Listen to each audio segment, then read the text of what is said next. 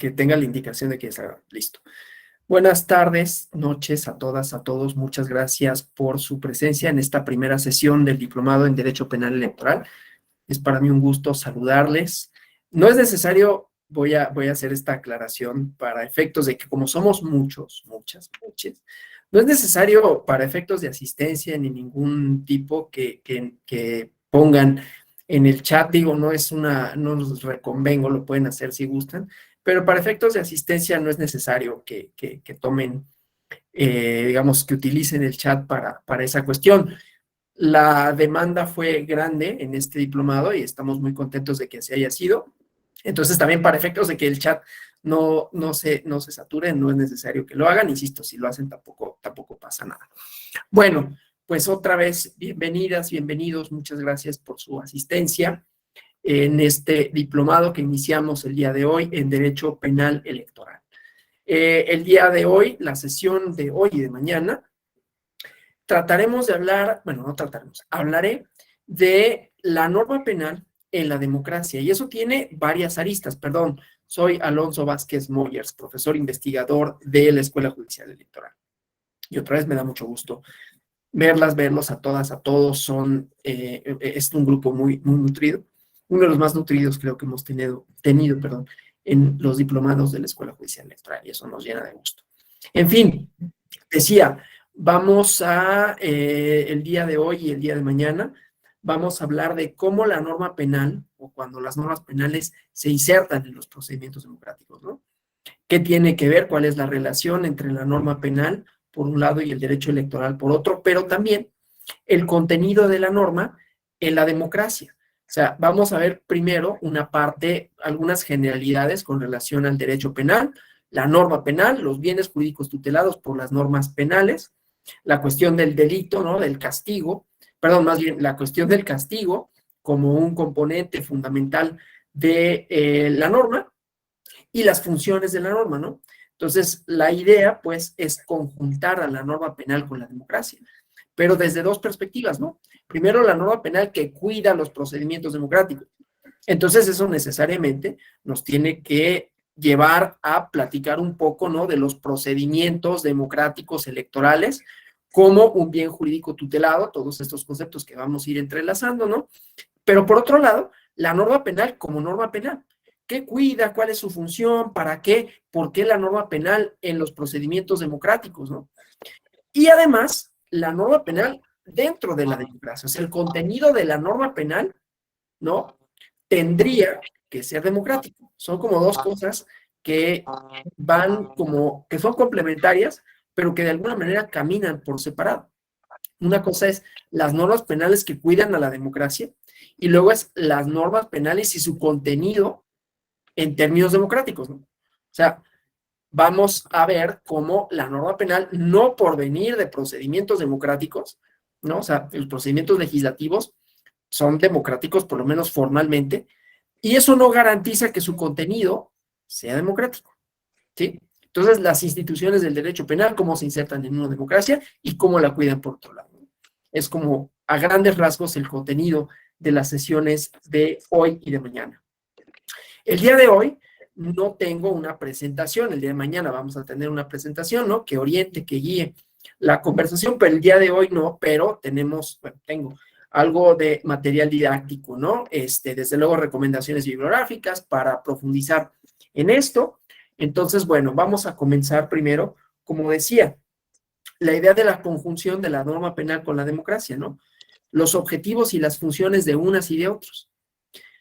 Entonces, vamos por partes, ¿no? Vamos a entender primero la democracia desde ciertos puntos de vista y con ello la norma penal desde ciertos puntos de vista, ¿no? La democracia que es, de alguna manera, pues es el tema que nos convoca, ¿no? La norma penal cuida de la democracia, podemos decirlo así, eso como una generalidad, ¿no?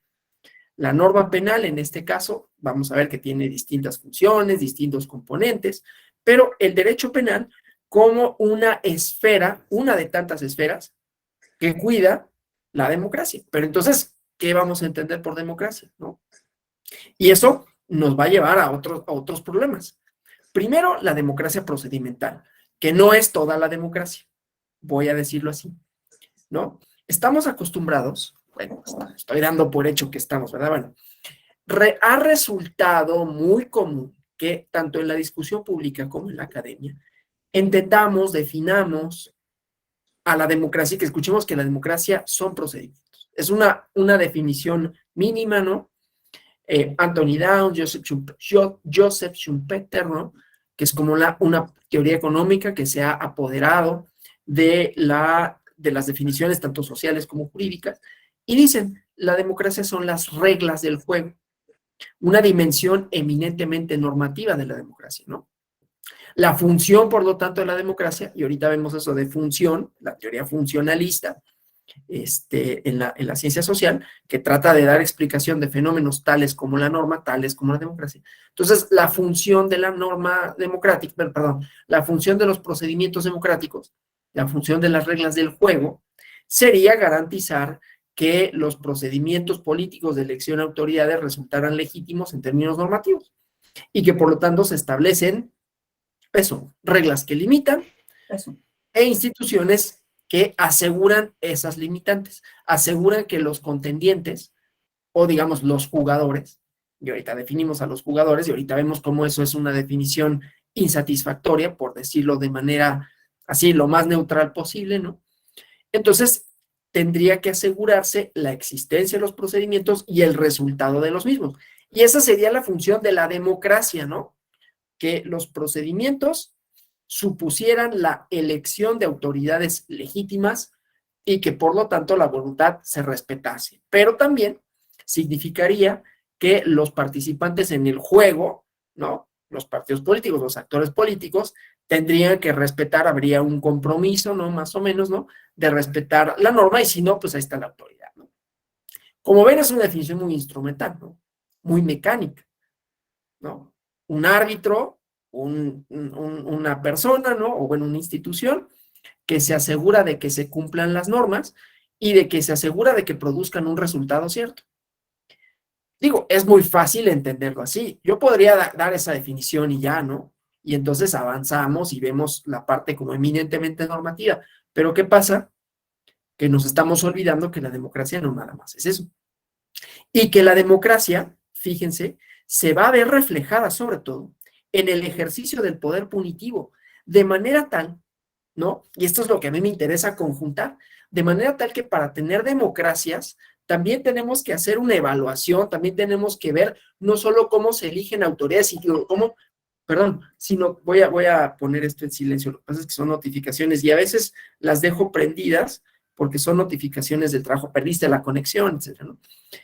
Decía, para evaluar un sistema democrático a gran escala, digamos, en su totalidad, también tendríamos que ver cómo se ejerce el poder punitivo, el contenido sustantivo de la norma, la forma en que las instituciones, al cuidar de los bienes jurídicos, cualesquiera que estos sean tutelados, cómo se ejerce el poder, ¿no?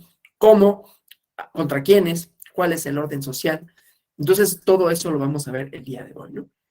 Entonces, bueno, vamos a comenzar con la estructura básica del derecho penal y luego vamos problematizando, ¿no? Obviamente, esto implica, pues, algunas definiciones. Entonces, vamos a dar una primera definición doctrinal que viene en los códigos penales, que es el delito. Después vemos cuáles son las funciones de la norma penal y vamos a ver un pequeño video, ¿no?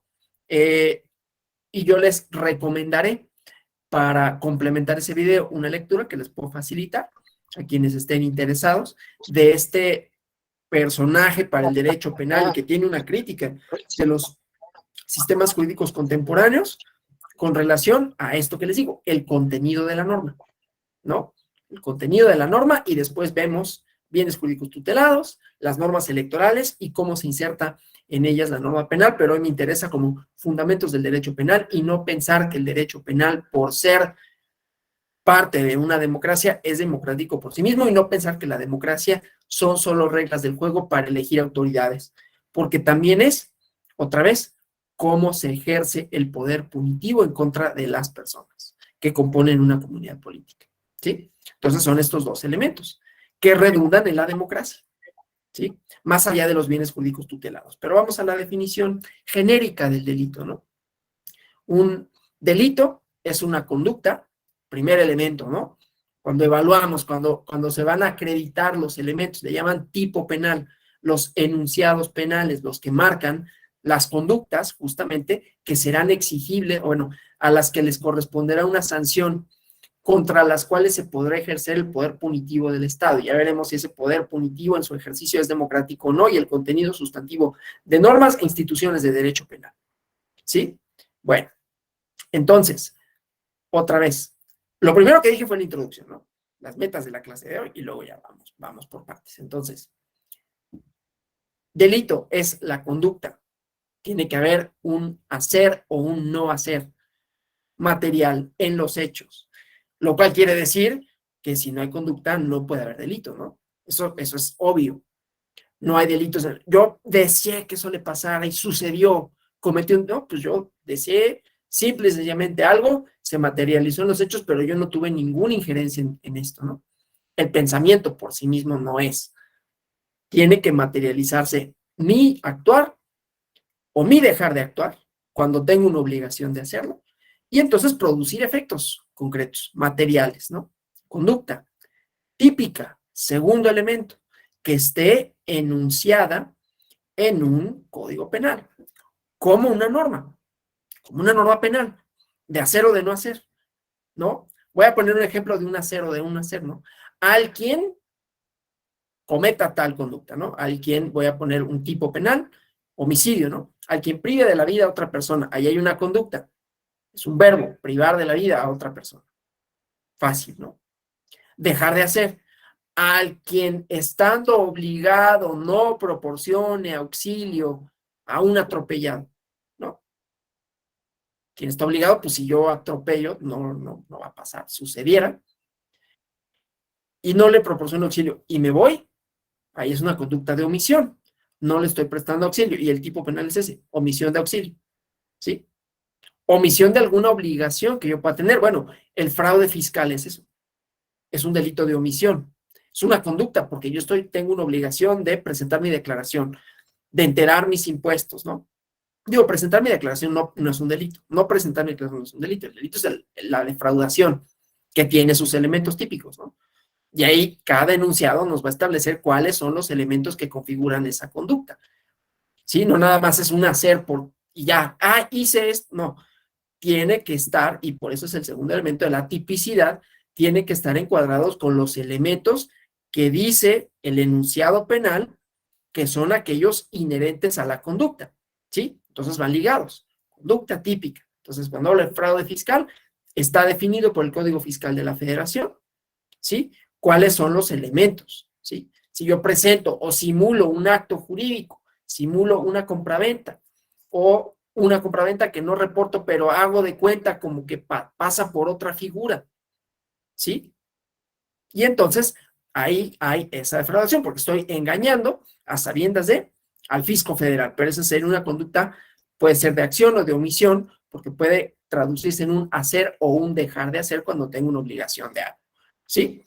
Por eso hay esta distinción de hacer o de no hacer. Bueno, de proporcionarle alimentos, por ejemplo, a una persona o medicinas, omisión de cuidado, ¿no? Y que eso se traduzca en la pérdida de la vida, etcétera. Simplemente es la conducta y que tenga los elementos del típico. Antijurídica, conducta típica, antijurídica, que vaya en contra de bienes jurídicos que estén tutelados, ¿no? La vida, esa es relativamente sencilla, ¿no? El fisco federal, por ejemplo, hay un interés colectivo en que yo pague mis impuestos. La democracia, ¿no? Los procedimientos democráticos en su totalidad o, por ejemplo, y ahí van a ver ya cuando vean los delitos en particular, ¿no? Delitos electorales, están en la Ley General de Delitos Electorales. Es más, creo que esa clase, no acuerdo si es de Daniel Díaz o mía, pero lo hacemos en conjunto también, ¿no? Pero hablamos de los delitos a nivel federal y a nivel local. Creo que es mía. Y bueno, el chiste es, ahí hay elementos, ¿no? Y puede ser el bien jurídico tutelado, la paquetería electoral, que contiene, entre otras cosas, solo estoy dando ejemplos, yo no quiero, si me dicen así de, híjole, ya me diste 1000 cosas y ya me abrumaste y ya no te entendí, por favor háganmelo saber. Los micrófonos, el chat está abierto permanentemente, ¿no? Para cualquier duda, comentario, aclaración, Porque luego hemos tenido, ¿no? Afortunadamente, no en este diplomado, pues luego vienen algunos que son parte de la fiscalía, y entonces tienen como otros elementos y me dicen, oye, mira, pero es que esto tiene estas modalidades y es así, o surgen dudas y las contestamos colectivamente. Pero entonces decía, ¿no? Bienes jurídicos tutelados que pueden tener como distintos componentes, ¿no? Estoy cuidando la vida, ¿no? No está totalmente definida, bueno, la mía está definida, luego hay otras que no necesariamente, y ahí hay otro tipo de conflictos a los que ya entraremos. Como decía, la paquetería electoral, o más propiamente, bueno, sí, la paquetería electoral, ¿no? La famosa cadena de custodia, o sea, las boletas electorales, en donde se depositan, ¿no? La urna, las actas de escrutinio, ¿no? Se guardan en un paquete y esos paquetes se llevan a las sedes de las circunscripciones electorales. Ahí se contienen para los recuentos, para las impugnaciones que pueda haber, pues es una prueba fiel de cuál fue la voluntad de la ciudadanía, de manera tal que se tiene que cuidar esa documentación, desde que llega a las casillas hasta las sedes, ¿no? Y en esas se sellan, se lleva a cabo una bitácora, a quién se le entregó, a nombre de qué, se resguardan. Bueno, si se rompe la cadena de custodia y se altera la paquetería electoral, eso configura un delito.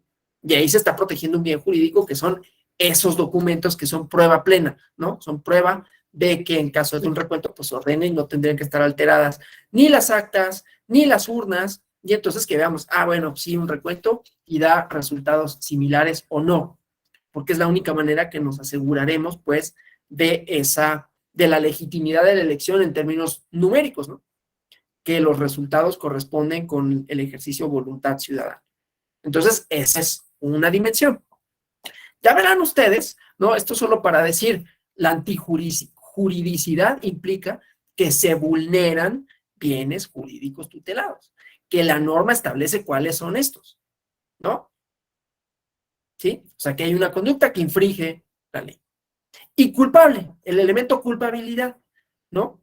Ya veremos cuáles son los componentes de los delitos y cuáles son de ejecución instantánea, delitos continuados en derecho electoral. Pero básicamente es que haya este elemento de responsabilidad imputable atribuible a una persona, ¿sí? Obviamente hay grados de culpabilidad, pero cada uno de estos elementos, conducta típica, antijurídica y culpable, tiene sus excluyentes de responsabilidad, ¿no? No está previsto en la ley, no hay pena sin ley, no hay delito sin ley, ¿no? Entonces, no puede ser típica. Entonces, en ausencia del elemento tipicidad no tenemos delito. No hay conducta. Pues es que lo pensé y pasó. Pero no hay conducta. Entonces, no hay delito, ¿no? Antijurídica. Bueno, es que mi actuar no contraviene la ley, ¿no? Y el elemento sine qua non en donde siempre va a haber la controversia penal es en la culpabilidad. Porque hay excluyentes de culpabilidad, ¿no? Distintos, jurisprudenciales, que están en la propia norma, ¿no? Y que son diversos, ¿sí? Y estos muchas veces, ¿no? En los juicios en los Estados Unidos, ¿no? Que si la persona estaba privada de sus facultades, ¿no? Digamos, distintos elementos, ¿no? Estaba en una situación, bueno, la legítima defensa, por ejemplo, ese es un excluyente de culpabilidad. Es conducta, es típica, es antijurídica, pero no es culpable porque estaba defendiendo bienes jurídicos tutelados también, que estaban en contraposición. Claro, ahí hay otros elementos para valorar, ¿no? No nos atañe el derecho penal electoral, pero sí el derecho penal en general, ¿no? Y dices, bueno, ahí tendría que haber una relación entre los bienes jurídicos tutelados, su defensa y los medios a los cuales defendí. Y cómo lo defendí, una cierta proporcionalidad en el daño que causé defendiendo esos intereses, ¿no? Y desde luego es controversial y nada más lo enuncio para ver cómo cada uno de estos elementos pues se tiene que acreditar, ¿sí? Desde luego, muchas personas en la práctica me podrán decir que funciona. Ahorita lo estamos estableciendo de una manera teórica, ¿no?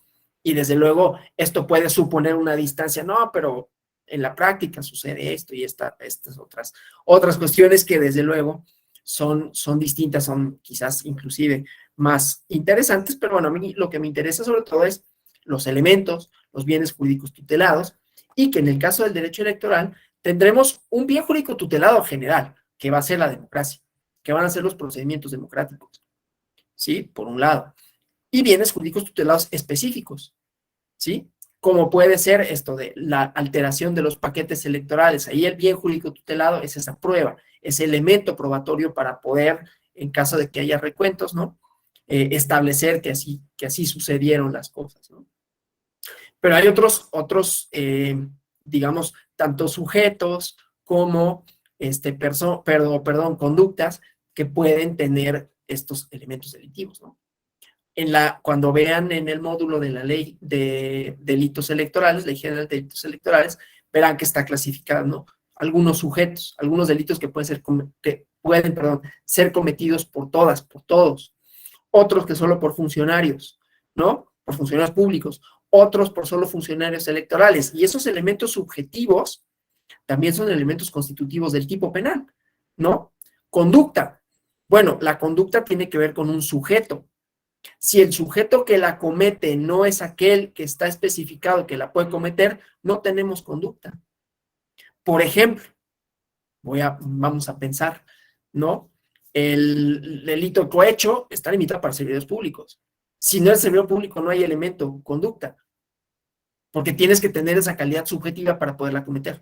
Será otro delito, pero no es ese, ¿sí? Eso nada más para poner como los ejemplos de los elementos subjetivos, y en la Ley General de Delitos Electorales está esos elementos que también configuran los elementos esenciales del delito, ¿sí? Entonces, bueno, eso, digamos, la estructura básica es esa. Ya llegaremos a otras cuestiones, pero ahora vamos con la pena, ¿no? Con la penalidad, con el ejercicio del poder punitivo.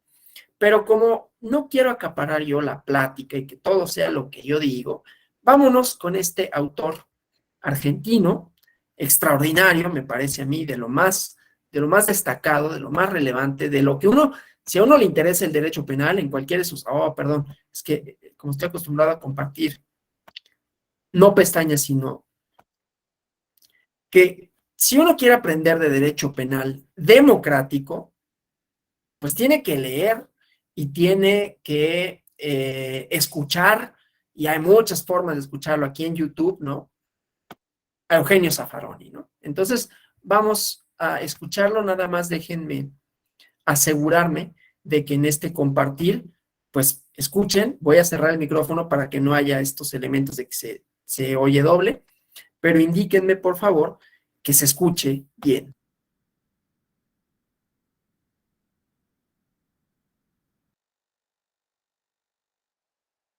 Se cerró su micrófono, maestro. El objeto que tiene este trabajo que tienen ustedes en mano es...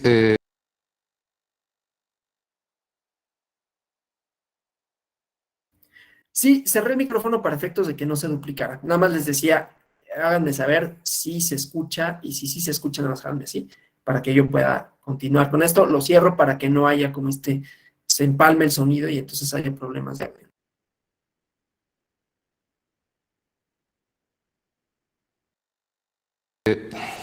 Básicamente resolver un problema de carácter didáctico que se nos plantea. Hace 30 años, 40, era mucho más fácil explicar la teoría del derecho penal porque confrontaban, en realidad, dos modelos, bueno, bastante racionales. En realidad podía ser criticable uno, el otro, uno optaba, pero de cualquier manera era bastante más sencillo que hoy, que tenemos que lidiar con 4 o 5 modelos y los tenemos que explicar, porque de lo contrario estaríamos omitiendo conocimientos que son vigentes en el campo de la ciencia jurídica. Entonces, lo que se nos plantea es la enorme dificultad para poder explicarles a ustedes desde el inicio un panorama con semejante complejidad, hacerlo comprensible y que no crean que los penalistas en realidad somos un conjunto de orates que discutimos teorías sin fundamento y que en definitiva no terminen tampoco comprendiendo cómo opera un modelo dogmático penal. Por supuesto, esto, insisto en lo que se dice en el texto escrito, no exime de ninguna manera de adentrarse en la discusión doctrinaria acerca de cada uno de los temas que vamos a ver y que se exponen en libros en textos de mayor extensión. Pero básicamente lo que nos proponemos, dada esta dificultad, es que tengan sintéticamente un modelo. A partir de ese modelo, de la comprensión de ese modelo, se facilita la comparación con los restantes modelos de construcción dogmática del derecho penal. Por eso vamos a exponer un modelo sin discusión doctrinaria, La discusión doctrinaria la dejamos para un segundo momento y para textos más extensos, e insistiendo en que esto de ninguna manera les exime de entrar a la discusión doctrinaria y a los textos más extensos. Cuando nos preguntamos cómo se construye la teoría del derecho penal, bueno, básicamente el derecho penal responde, en su parte general, a tres preguntas básicas. Primera pregunta, ¿qué es el derecho penal en sí mismo? ¿Qué es la teoría del derecho penal, por así decir? Segunda pregunta, ¿qué es el delito? Y tercera pregunta, ¿cómo se debe responder al delito? El deber ser de la respuesta al delito sería teoría de la responsabilidad penal o de la pena. ¿Qué es el derecho penal? ¿Qué es el delito? ¿Qué es la pena? Por decirlo en forma más sintética.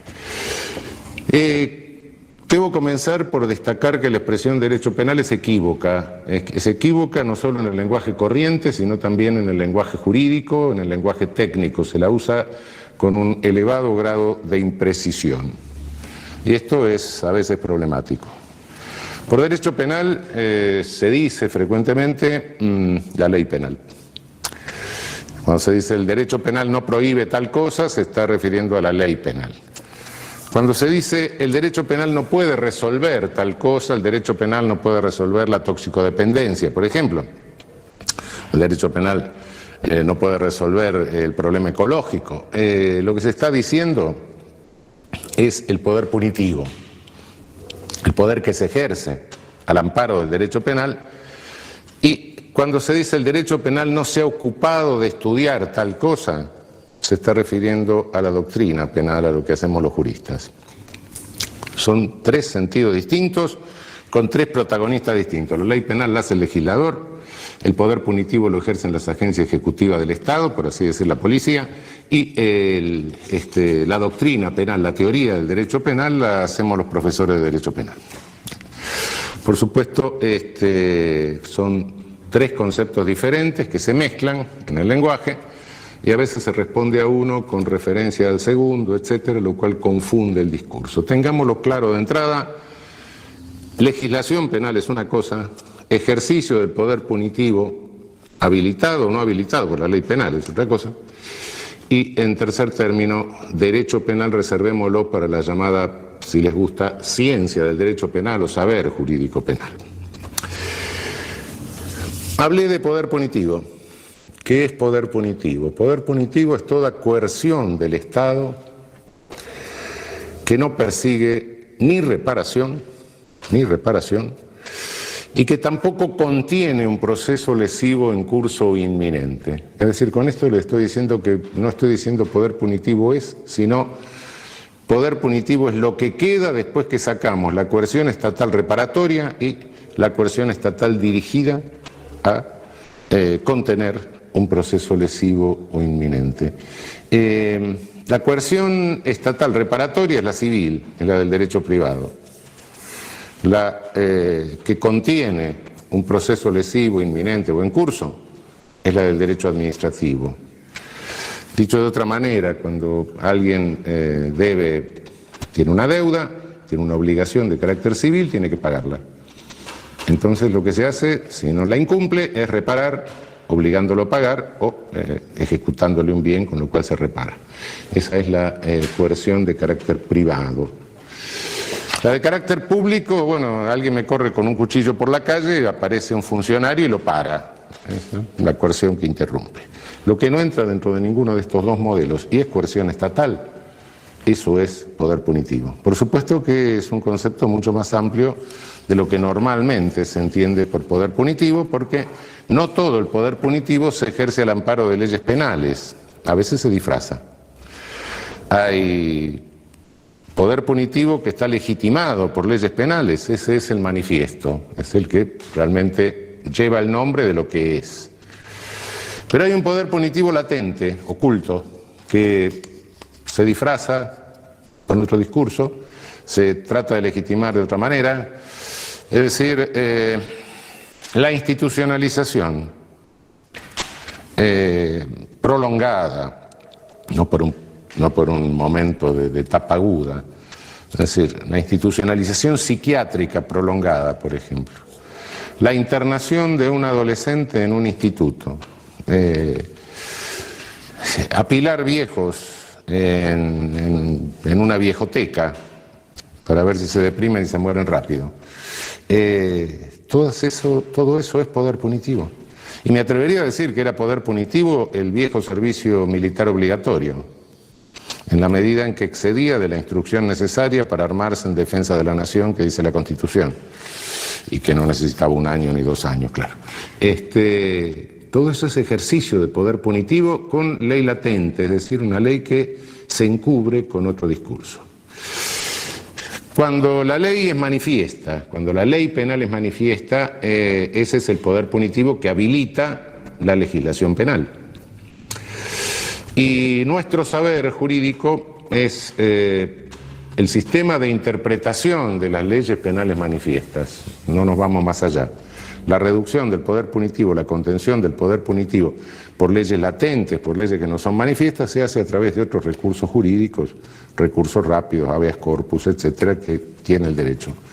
La contención del poder punitivo armado a través de leyes manifiestas se hace según el programa que va configurando el derecho penal y que le ofrece a la jurisprudencia como proyecto de jurisprudencia. Se lo ofrece en realidad, se lo está ofreciendo a la agencia jurídica del Estado, es decir, a los jueces, a los fiscales, a los defensores, etc.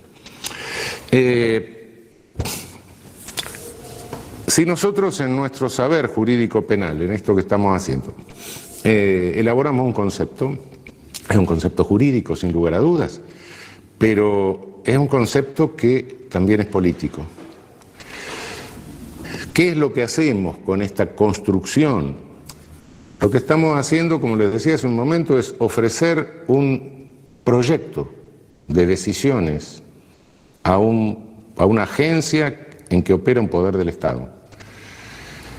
Si estamos haciendo eso y estamos hablando de una agencia que opera un poder del Estado, es una agencia política en el sentido de gobierno de la poli, no es política en el sentido que no es partidista, sí, eso correcto, pero en el sentido de gobierno de la polis es política. Cada concepto que nosotros elaboramos es un concepto que tiene un alcance, un sentido político, eso no lo olvidemos nunca. En este sentido político, bueno, lo que se nos enseña normalmente en la facultad es decir, bueno, el poder punitivo lo tienen ante todo los legisladores, que son los que hacen la ley, después lo tienen los jueces, que son los que aplican la ley, y por último, bueno, la policía, que son los que ejecutan las órdenes de los jueces. Esto es totalmente inexacto, pero es lo que normalmente se enseña formalmente. Ahora vamos a ver qué es inexacto. Cada rama del derecho se define por las características de la sanción que tiene la violación a sus normas. Derecho civil, derecho administrativo, derecho laboral, derecho mercantil, etcétera. Sí. Bien, la sanción que tiene la violación de la norma penal es la pena. No voy a entrar a toda la crítica y a la exposición de las teorías de la pena, sino a decir qué son. Ese es el gran inconveniente que tenemos. Hay una vieja clasificación de teorías de las penas que viene desde 1830 más o menos, la pueden ver ustedes en algún texto más extenso,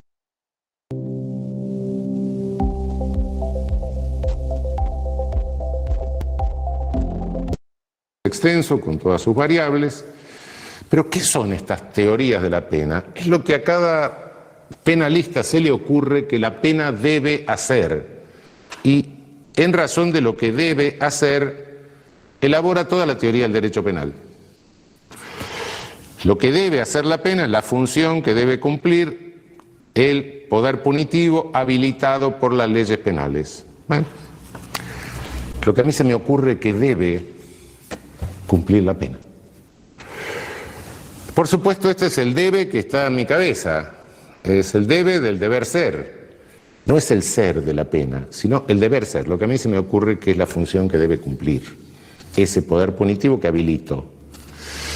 Prevención general, prevención especial, positiva, negativa, retribución, lo que se me ocurra. Bien, pero el deber ser, si es que debe ser, es porque no es, o porque todavía no es. Y la pena no es como a mí se me ocurre, la pena es como es, ónticamente, en la realidad, en el mundo.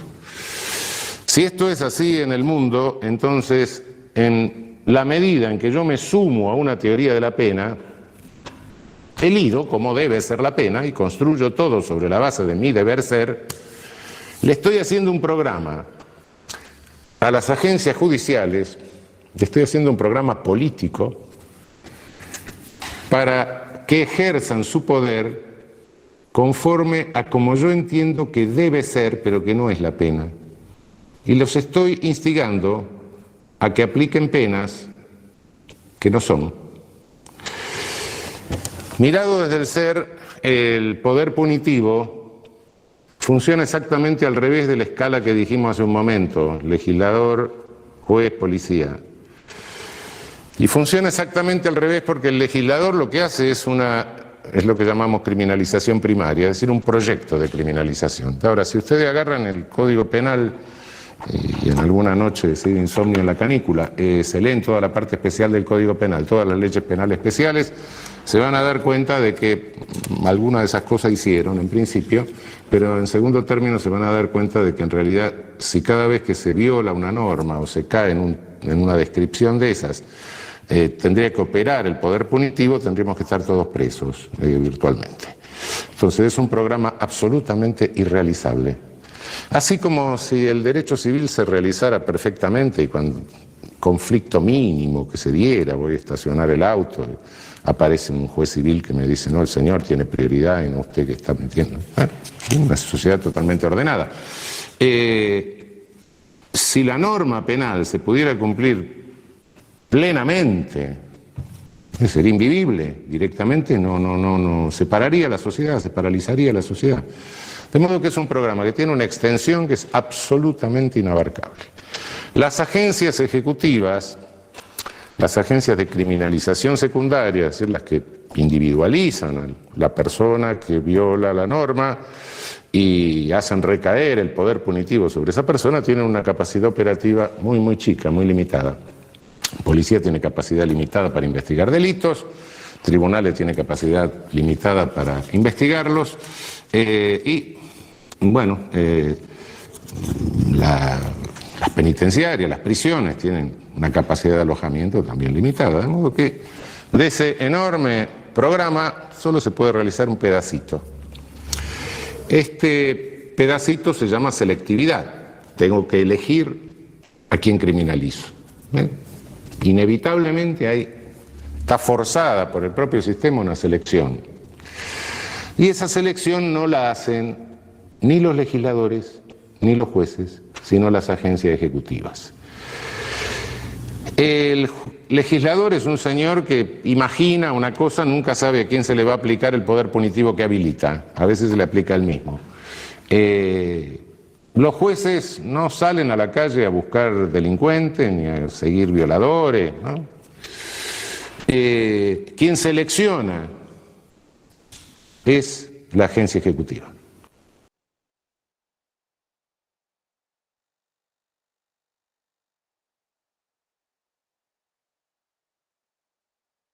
Bueno, con eso se resume la intención del curso del día de hoy, la intención de esta primera parte del módulo. Porque tenemos por un lado, ¿no?, a la norma como expectativa. La norma, la que ustedes quieran. La norma que ustedes me digan. Aquí tenemos un invitado también porque ella quiere comer, él come a las 8 y entonces ya viene a reclamar, pero pues ahorita no se puede. Entonces aquí va a tomar la clase con nosotros, ¿no? La norma implica una expectativa de orden, sea la norma que sea, decía, ¿no?, de derecho administrativo, que las personas paguen sus impuestos, que no se pasen los altos, que las gasolineras sirvan litros de a litro, pero por supuesto, hay muchas limitantes en medio de eso, ¿no? ¿Cuántos verificadores puede tener la Profeco? ¿A quiénes van a verificar? ¿Cuándo lo van a verificar, no? Y la norma penal contiene expectativas igualmente. Pero la norma penal, además, esas expectativas, ¿no? Ese poder punitivo que, digamos, manifiesta el Estado, no por esas posibilidades de acción quiere decir que en sí mismo ese accionar sea legítimo, ¿no? Y entonces es ahí donde vamos a tener problema. Esto que decía el criterio de selección, ¿no? Pero no nada más eso. ¿Qué conductas vamos a criminalizar y por qué las vamos a criminalizar? Y la verdad es que no está predeterminado. Claro, hay algunas conductas que sí, ¿no? Que son bienes jurídicos tutelados, quizás en todo momento, en todas las sociedades, ¿no? Pero no sucede así con todas. Lo sabemos, ¿no? O sea, en la historia de las criminalizaciones, cosa que estamos hablando del contenido sustantivo del derecho penal, sus modos de operación y la pena en general, y cómo eso puede o no ser democrático en función a contenido sustantivo de la norma y la aplicación de la misma, la norma penal en la democracia. Porque decía, la premisa del día de hoy es que para evaluar una sociedad democrática tenemos que ver cómo ejerce el poder punitivo, cuál es el contenido que habilita el ejercicio del poder punitivo, cuál es el contenido de la norma penal y cuál es el contenido del resultado, que es el castigo. ¿Cómo y a quiénes se castiga y por qué? ¿Sí? Bueno, entonces, decía, hay distintas cuestiones ahí, pero primero que nada es qué castigamos y por qué lo castigamos mediante el derecho penal. Y hay una moda, ¿no? Que no es necesariamente reciente, digamos de los últimos años, de meter todo a los códigos penales, ¿no? Todo que se vuelva delito, porque entonces, y ahí vamos a hablar de las funciones del derecho penal, ¿no? Porque entonces, ¿no? Ya vamos a disuadir el efecto disuasorio de la norma, ¿no? Pero luego no nada más es eso, ¿no? O sea, es que aquí es el elemento político que está conjuntado, como decía el juez Zaffaroni, ¿no? Es la expectativa, no solo la expectativa social de sí, condénenlo, sí, criminalicen, ¿no? Sino la expectativa con relación a la pena. Aumenten las penas, ¿no? Y las penas ahora no solo aumenten el número de años, aumenten las medidas precautorias, hablando de prisión preventiva oficiosa, por ejemplo, ¿no? Y no solo aumenten las medidas precautorias, aumenten la severidad de las penas, ¿no? Y por ahí discursos políticos que retoman y pena de muerte para tales, y así sucesivamente, ¿no? Y entonces esto nos lleva, lo voy a dejar aquí para hablar de la teoría funcionalista, ¿no? Y las funciones expectativas de la norma y el castigo. No es lo mismo la función que la expectativa, ¿no? ¿Qué nos dice la teoría funcionalista? La teoría funcionalista es dentro de muchas otras teorías para explicar a la sociedad y explicar las instituciones, que dice justamente, las sociedades son sistemas, ¿no? Y en esos sistemas, cada uno de estos, valga la redundancia, sistemas que la componen, tienen una función. Pensemos no soy muy bueno para los celulares, pensemos en un coche, ¿no? Un coche de los de ahora, ¿no? De esos que le llevas a un mecánico de un taller y te va a decir, pues no, es que necesito un escáner, es que necesito unos componentes electrónicos, ¿no? Porque tienen una sofisticación tal que ya no es algo nada más mecánico, ¿no? Donde haya que reparar el sistema de frenado, ¿no? Ya hay ingenieros automotrices que se dedican exclusivamente a los frenos y los frenos tienen componentes electrónicos, ¿no? Que ya es imposible arreglar así nada más mecánicamente. Entonces, eso es una sofisticación, pero el sistema de frenado, aunque es independiente del sistema de aceleración, ¿no? Porque funciona con su propia lógica, de conformidad con sus propias reglas, con su propia física, con su propia mecánica, ¿no? Con su propia electrónica, depende del sistema de aceleración, que a su vez depende del sistema de inyección de gasolina, que a su vez depende del sistema de carburación, que a su vez depende del sistema de enfriamiento. Pues la sociedad es igual. Dice la teoría funcionalista. No ponen el ejemplo de los coches, ese es el que me queda a mí más cómodo, ¿no? En realidad ellos ponen el ejemplo de la biología, pero yo me metería en muchos problemas tratando de explicar. Entonces, bueno, la cosa es que las sociedades funcionan de esta forma, ¿no? Hay distintos componentes, entonces hay un sistema jurídico, hay un sistema de salud, hay un sistema político, hay un sistema, y así sucesivamente, los que ustedes gusten, ¿no? Y claro, dentro de los sistemas hay subsistemas, hay un sistema electoral, ¿no? Que es parte tanto del sistema político como del sistema jurídico, y tienen sus reglas. Y hay un sistema penal, ¿no? Está inmerso en el sistema jurídico y en el sistema político y en el sistema social en su conjunto, pero que funciona de conformidad con sus reglas. Y entonces los sistemas tienen funciones. ¿Para qué sirve el sistema de frenado? Pues para frenar. ¿Para qué sirve el sistema de enfriamiento? Para enfriar. ¿Para qué sirve el sistema penal? Para definir y castigar las conductas que sean punibles. ¿De qué depende? No necesariamente de elementos de derecho penal. Y esa es la cosa con la norma, ¿no? Lo dijo el juez Zaffaroni. El legislador, cuando crea la ley, tiene una expectativa de orden. Pero más el legislador no crea la ley en el vacío, ¿no? No se sienta en su escritorio y dice, ¿cuáles serán los problemas? Pues no sé, yo creo que va el problema. Hay una serie de mediaciones entre la creación de la norma y su concreción en los enunciados, ¿no? No más se despierta, a ver, ¿qué se me ocurre que voy a legislar? Hay programas políticos de por medio, ¿no? Que vienen desde las expectativas en las elecciones, de las plataformas, pero además también de otros grupos, ¿no? Los grupos de intereses diversos. Y todos ellos tienen una influencia en qué se legisla y cómo se legisla. Primera recomendación, bueno, segunda en realidad, recomendación bibliográfica de la noche, ¿no? 2 recomendaciones bibliográficas. La primera es un libro que ya se tradujo al español.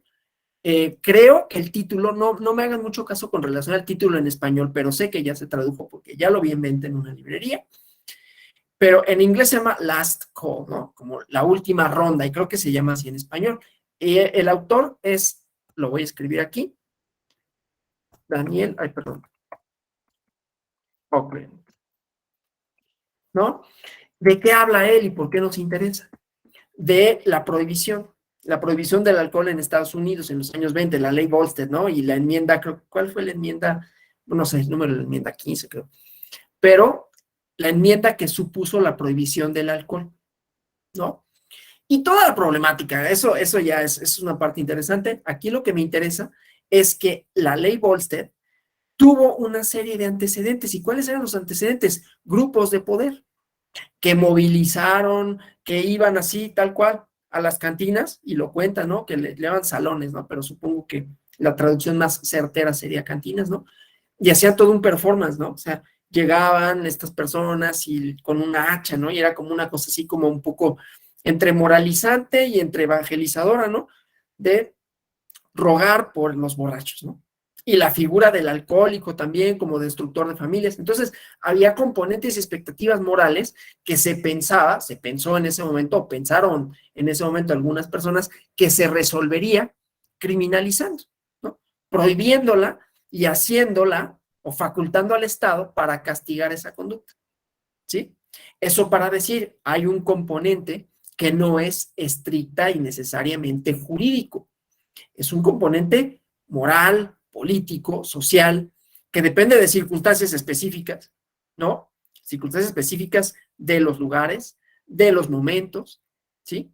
Y que responde también a distintas cosas. Bueno, la prohibición de las drogas en nuestro país y en otros países, pues también depende de cosas, ¿no? Depende de la relación con los Estados Unidos, que a nosotros pues nos pega el doble porque está arriba, ¿no?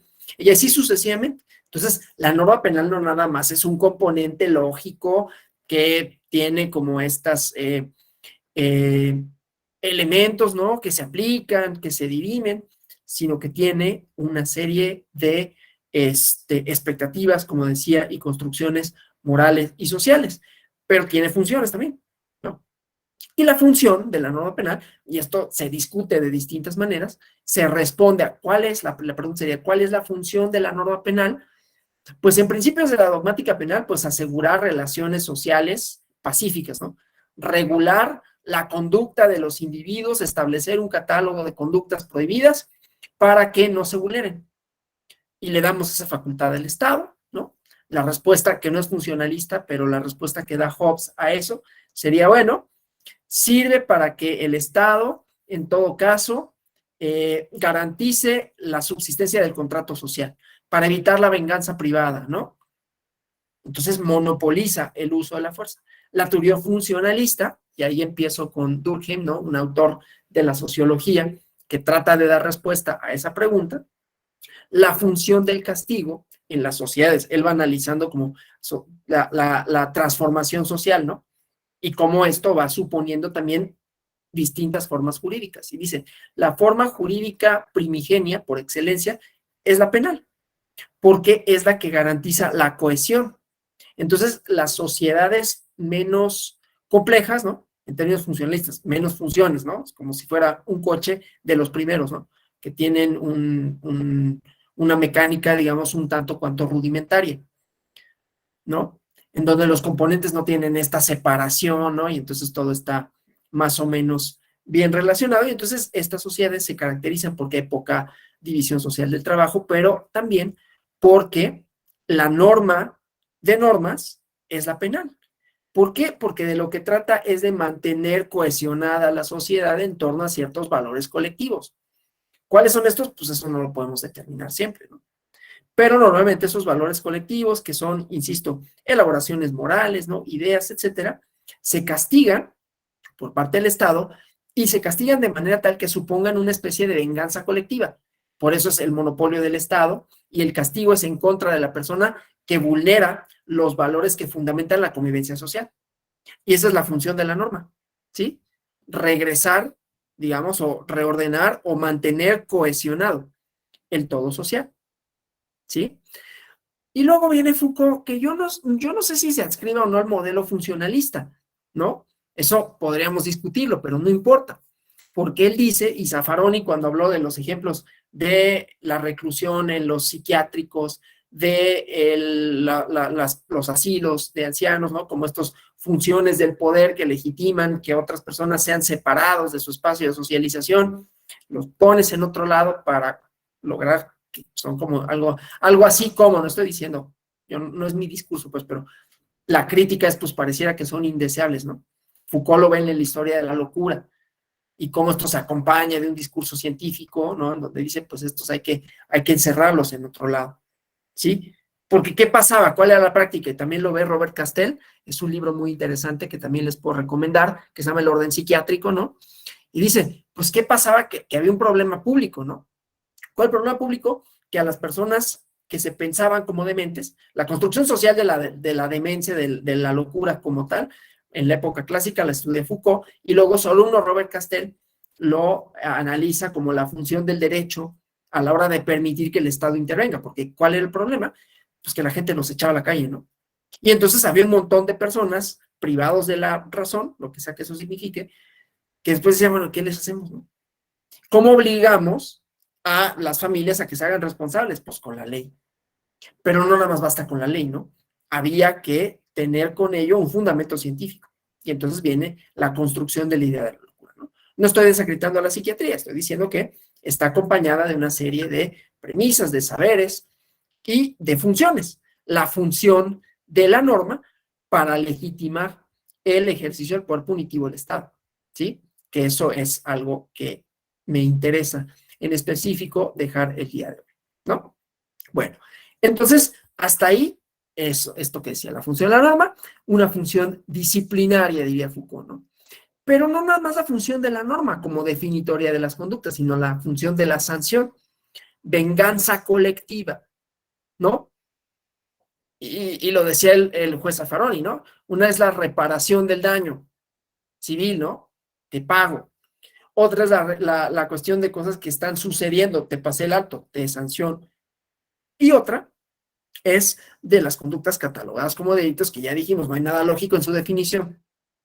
Son elementos extrajurídicos o metajurídicos, como quieran decirle, ¿no? Bueno, y entonces decía, el castigo, ¿no? Y cómo se ha transformado. Y eso lo analiza Foucault, vigilar y castigar, ¿no? La venganza colectiva que se producía en lugares públicos, ¿no? Y sobre el cuerpo de la persona, además. Entonces, latigazos y le aventaban cosas, ¿no? El cadalso, ¿no? Una cosa bastante bárbara, ¿no? Y luego viene el programa del humanismo. Ah, bueno, y luego vienen las mazmorras, ¿no? No, ya que no te vean, ya te separa el colectivo, pero te lleva a un lugar así espantoso, ¿no? Y luego ya viene como un periodo más humanista y dice, no, espérate, o sea, más limitado al tiempo. Ah, porque luego se hacía extensivo, ¿no? Hasta la familia, ¿no? Y te castigaban. O sea, comete el delito yo y también mi familia pagaba, ¿no?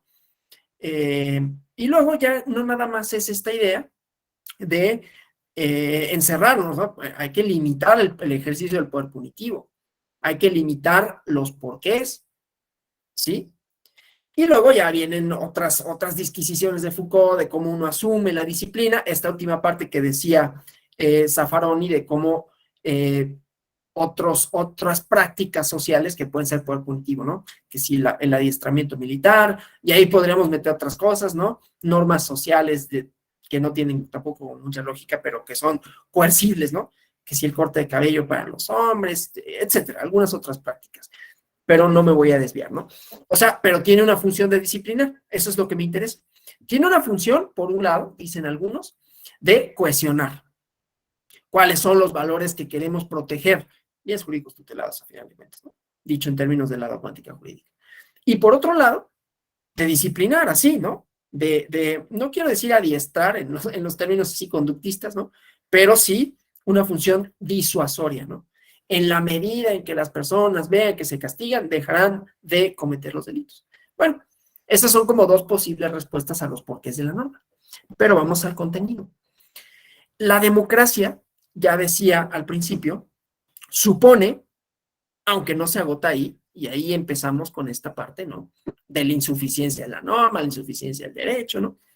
Pero la democracia se compone, entre otras, de procedimientos. Procedimientos que garantizan, decía, ¿cómo se llama? La elección, perdón, de autoridades políticas legítimas.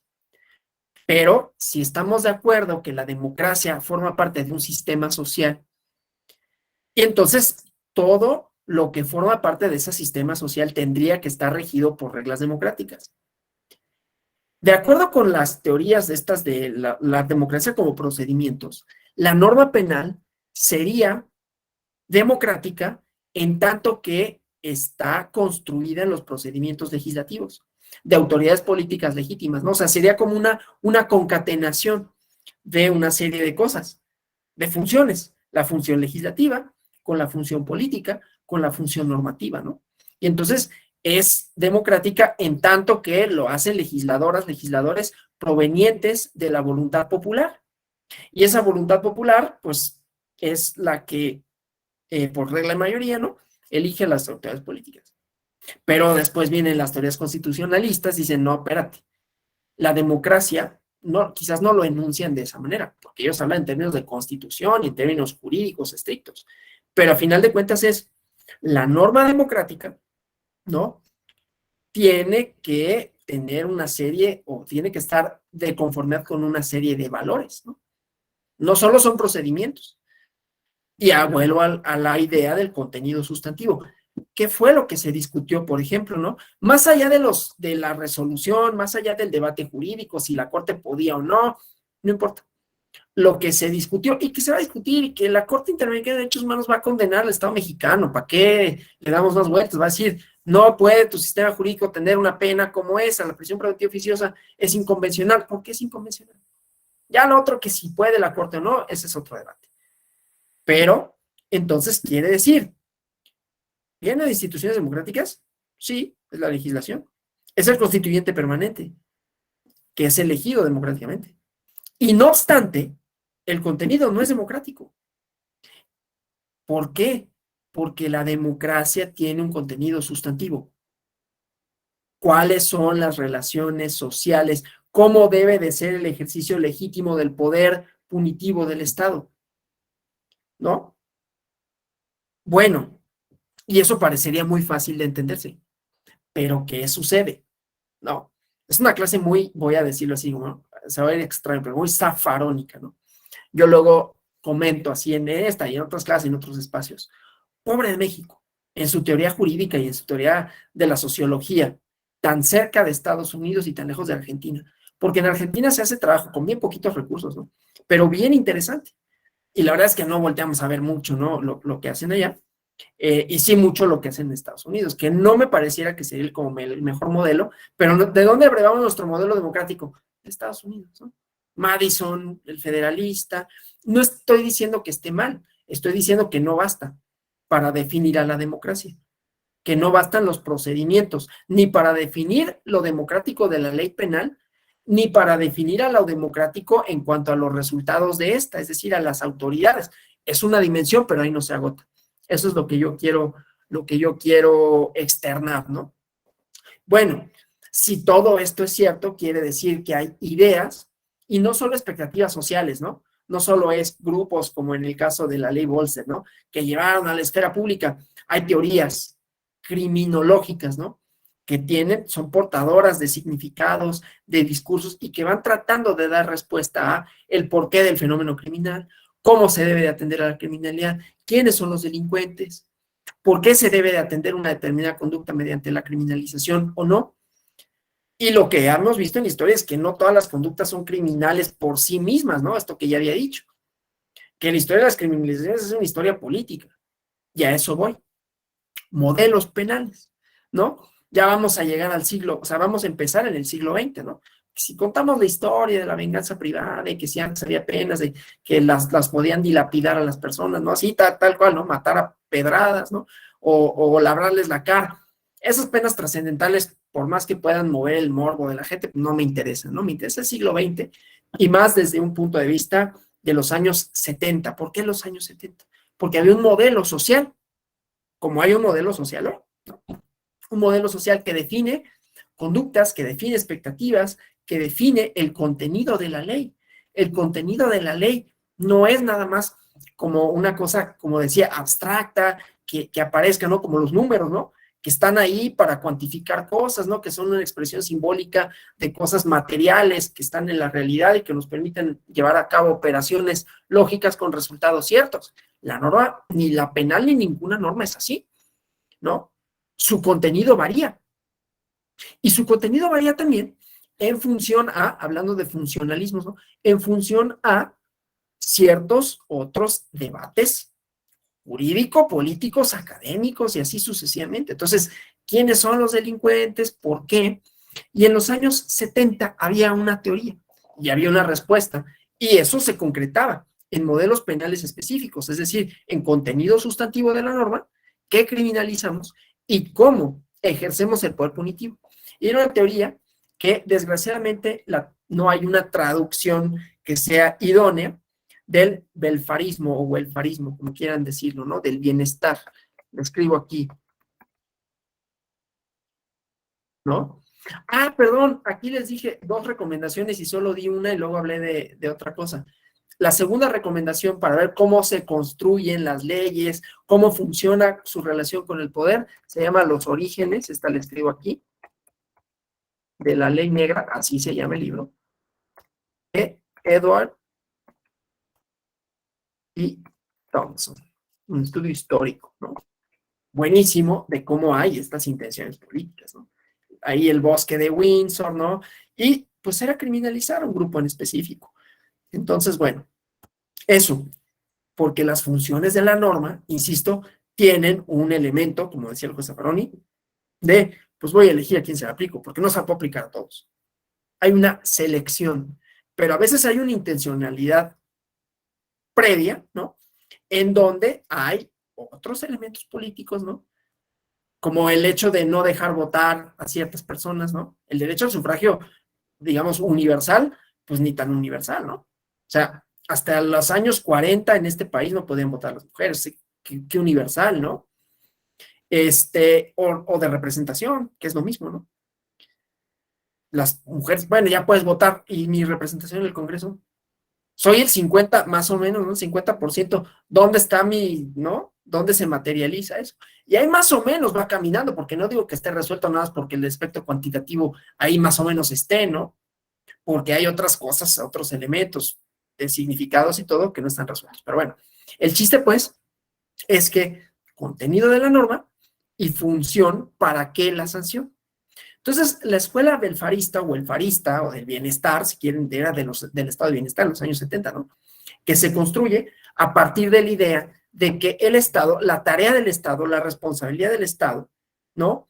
Es construir bienes públicos. Es una teoría, yo estoy diciendo, yo podré tener mi afinidad o no con esa teoría del estado del bienestar, de cuál es el papel del Estado y con ello del derecho y cómo debe de ser, y eso se materializa en la política pública, no solo de distribución de los recursos, sino de aplicación de la norma penal, ¿sí? Y entonces, ¿qué decía? ¿Cuál es la premisa de esa teoría? Desde luego, a ver, siempre las teorías pues, plantean cuestiones generales que no necesariamente responden a todo, ¿no? Pero bueno, entonces la teoría del estado de bienestar, la teoría benefactora, no lo quiero decir así, pero bueno, suponía que el delito respondía a la privación de bienes materiales, es estructuralista, ¿no? Entonces, las condiciones adversas, condiciones socioeconómicas adversas, harán altamente probable las condiciones de marginación, analfabetismo, pobreza, falta de empleo, harán que haya mayores probabilidades para que haya delincuencia. Y entonces la tarea del Estado era proveer condiciones tales, ¿no? Para que esas circunstancias no sucedieran. Entonces, la prisión, desde luego, que era una posibilidad. El encierro era una posibilidad, pero no era el fin necesariamente, ¿no? El fin era estructural, porque la prisión no era la respuesta al problema, ¿sí? Inclusive, y ponían el acento en, el problema es que pensar que la prisión es una respuesta va a terminar por criminalizar justamente a aquellas personas cuyas condiciones sean desfavorables, ¿no? Entonces, era como una idea en ese sentido, ¿no? Pero ¿qué pasa? Pues, lo voy a decir así, vienen los republicanos, ¿no? Viene Ronald Reagan, ¿no? Viene Richard Nixon, y ellos ponen un acento en el desorden, en los hippies. Recuerden, años 60, 70, había disturbios, ¿no? No era como la sociedad perfecta, los Estados Unidos, porque de ahí vienen estos modelos, ¿no? Por eso dije, pobre México, tan lejos de Argentina, ¿no? Claro, Argentina tuvo su dictadura, fue horrible, ¿no? Videla y todo esto. No estoy diciendo que sea perfecto, estoy diciendo que discuten cosas que luego aquí somos como muy reacios a discutir en esos términos, ¿no? Y que no incorporamos ciertos otros elementos, ¿no? Zaffaroni no tiene empacho en decir, y fue juez de la Corte Interamericana, ¿no? No es cualquier persona. En fin, y les voy a pasar el libro de él. A ver, hago un paréntesis. Estoy consciente, y esto lo hago para todas mis clases, estoy consciente de que he citado por lo menos 5 autores y que todos son hombres. Conforme vayan avanzando las clases, voy a ir citando autoras mujeres. No crean que, no, porque luego así se reproducen como estos prejuicios y estas cosas, ¿no? A veces de manera inconsciente, de decir, ¿quiénes tienen el conocimiento? ¿Quiénes han construido el derecho penal? Pues sí, pero porque se les había separado de la esfera pública, pero actualmente hay muchas autoras mujeres, ¿no? Que tienen muchas cosas que decir, consciente como estoy de eso, y lo digo nada más para efectos de, voy a incorporar autoras, desde luego, ¿no? En la sesión de hoy y en la sesión de mañana, ¿no? Pero sí, ya vamos 6-0, ¿no? O sea, ya el desequilibrio es material y numérico terrible, y siempre estoy consciente de ello y siempre sé que tengo que incorporar mayor bibliografía porque la hay de mujeres, ¿no? Entonces, bueno, pido la disculpa, acepto el mea culpa, al mismo tiempo que digo, sí voy a mencionar más autoras. Eso solo como paréntesis, ¿no? Bueno, entonces decía, el contenido de la norma, las expectativas y la escuela del bienestar. Y luego, pues, las cuestiones políticas, ¿no? Como el orden republicano. Decía, porque más en los años 60, en los 70, la guerra de Vietnam, el movimiento hippie, ¿no? Y algunas otras reivindicaciones sociales, ¿no? Pero es muy importante. Bueno, reivindicaciones sociales, la persecución macartista, ¿no? El miedo al comunismo. Entonces, todo eso, pues, es un caldo de cultivo para que los republicanos, sobre todo, ¿no? Las personas que se adscriben como una cierta corriente ideológica, pongan el acento en el orden y el desorden, ¿no? Y digan, es que no estamos aplicando la ley, es que estamos siendo muy permisivos, y es que la marihuana degrada, y es que estos hippies de pelo largo, ¿no? Y que atentan contra las buenas costumbres, y entonces se empieza a producir un cambio, pero ese cambio no nada más es como del modelo, ese pensamiento así como conservador, ¿no? Sino que se va acompañando con transformación social. El estado de bienestar tenía una política económica, una política pública, que, insisto, no es ajena a la política pública, a la política penal. Y entonces va habiendo poco a poco un giro, ¿no? En los años 70 va habiendo un giro que no nada más es, insisto, en el caso penal, en las escuelas penales, sino también en la función del Estado, para qué el derecho, por qué el derecho, y quiénes y contra quiénes, ¿no? Entonces, con este acento en el orden, por un lado, se conjunta con la idea del libre mercado como la respuesta, ¿no? O sea, las crisis económicas de los 70, las inflaciones, ¿no? Y entonces va el viraje hacia la privatización, hacia, ¿no?, la privatización de los bienes públicos. Esto lo cuenta de manera, hablando de mujeres, ¿no? Lo cuenta en un libro que se llama La historia del neoliberalismo, así se llama el libro, yo no se lo puse, ¿no? La historia del neoliberalismo en México, publicado por el Fondo de Cultura Económica. Déjenme, nada más que ahorita saben que cometí un error, porque ahorita les digo la autora. En México, María Eugenia Romero Sotelo. Perdón, es que de momento se me olvidó el nombre, pero aquí en mis apuntes está. Entonces, bueno, es eso. Y cuenta, ¿no?, cómo va cambiando la política pública. Pero eso, insisto, es un programa intelectual que tiene una serie de premisas. ¿Quiénes son los individuos? ¿Y cuál es el acento que ponen, no?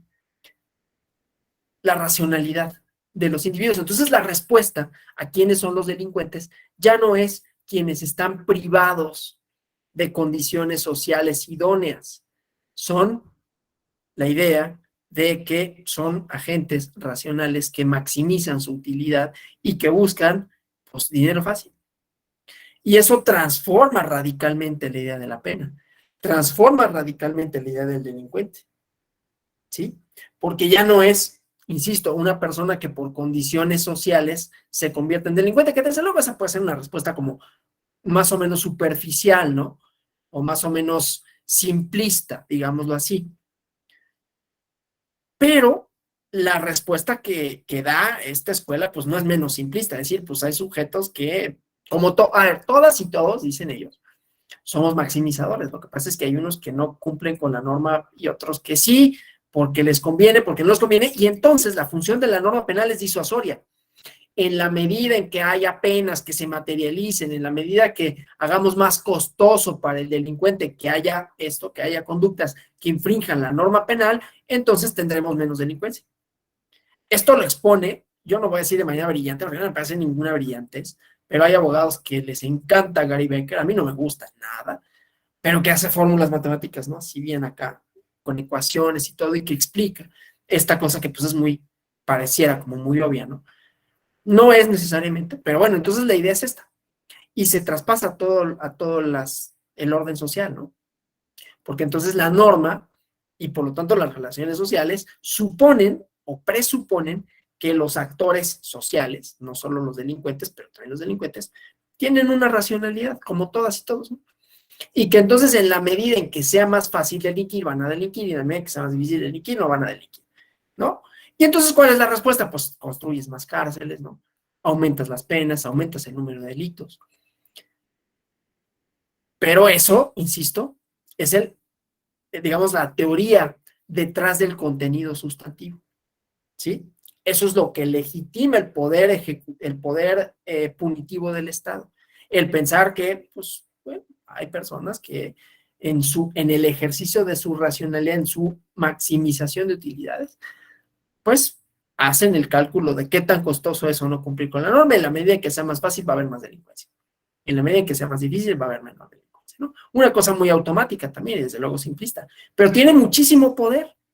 Bueno, no conforme con eso, no conforme con esa idea, viene después, claro, conjuntamente con otras transformaciones, la idea del derecho penal del enemigo. No sé si lo hayan escuchado. Gunther Jacobs, ¿no? O no sé si se pronuncia así porque es alemán, entonces a lo mejor no es Jacobs, es Jacobs, o no sé cómo se pronuncia en alemán. Hay personas que por su conducta, por sus condiciones, no pueden ser tratados como delincuentes comunes, y entonces hay que ejercer el poder punitivo en contra de ellas, de ellos, de otra manera, porque se separan por la gravedad de su conducta, se separan del todo social.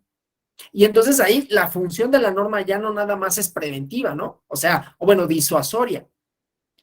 Ya no solo es de, bueno, de castigo, es de separar completamente el orden social. Y con ello se legitima también otro tipo de ejercicios del poder punitivo, y ahí está Guantánamo, ¿no? La cosa más arbitraria del mundo. Y eso es lo que a mí me interesa hoy, ¿no? porque no porque haya procedimientos democráticos o discursos dogmáticos detrás, quiere decir que sea democrático. Lo democrático lo vamos a determinar, el grado de democracia que pueda contener la norma penal y con ello la legitimidad en el ejercicio del poder punitivo del Estado, no se da por procedimientos, no se da por la existencia de jueces de control. Podrán ser esos algunos de los requisitos, ¿no? Requisitos de, ¿cómo se dice? Condiciones necesarias, más no suficientes para, ¿no? Desde luego que haya juzgadoras, juzgadores, pues será un requisito, pero eso no me garantiza que la decisión y la aplicación de la norma sea democrática, ¿sí? Sobre todo cuando se trata de la última ratio, que es el derecho penal, la manifestación más concreta del poder punitivo del Estado. Hay países democráticos que permiten la pena de muerte. ¿Por qué sería democrático? Hobbes lo pensó, pero Hobbes no está pensando en democracia, está pensando casi en una tiranía, ¿no? Aceptada por el colectivo, renuncio a mi voluntad de hacer, de lo que sea, en función de erigir a una persona que garantice, bueno, un ente que garantice y que además en el contrato mismo, en el fundamento del acuerdo político está que puede disponer de la vida de las personas. Pero es una sanción penal, es una posibilidad de ejercicio. Lo que pasa es que esto se conjunta con otras cosas, por eso digo que es complejo, ¿no? Porque, ¿qué ejemplos se pueden dar? Voy a eso. La pena de muerte podría ser una, ¿no? Pero ahorita vamos a manifestaciones más concretas, porque vamos a hablar de una parte de la Constitución mexicana, ¿no? Entonces, insisto, estas ideas, ¿no? Que van permeando, que van configurando, pero que legitiman el poder punitivo del Estado, no lo limitan, en realidad le dan más atribuciones, ¿no? Que en algún momento dado puedan, bajo determinadas circunstancias, suceder que repeliendo una agresión, un agente del Estado dé muerte a una persona, es una posibilidad remota. En principio, ¿no? En principio, o sea, que un policía, pues, le tiren unos balazos y pues él repela la agresión y responda. Y eso tiene como varias manifestaciones. Podríamos hablar de la Guardia Nacional, no lo voy a hacer, ¿no? Pero esa es la importancia de que haya autoridades, legitimidad, ¿no? Y que esta no solo proviene de, pues es que es la voluntad de la mayoría, pues sí, pero eso no quiere decir que esté bien, ¿no? Insisto, es el contenido sustantivo y la acción sustantiva la que nos dará la posibilidad de evaluar qué tan democrático es o no, aunque esté en la Constitución, aunque esté en un transitorio, aunque esté en una reforma legal respaldada por mayorías, eso no es lo que lo hace democrático, ¿sí? O sea, como ven, tiene como muchos componentes, y voy a un ejemplo del derecho penal del enemigo, como nos comentan, ¿no?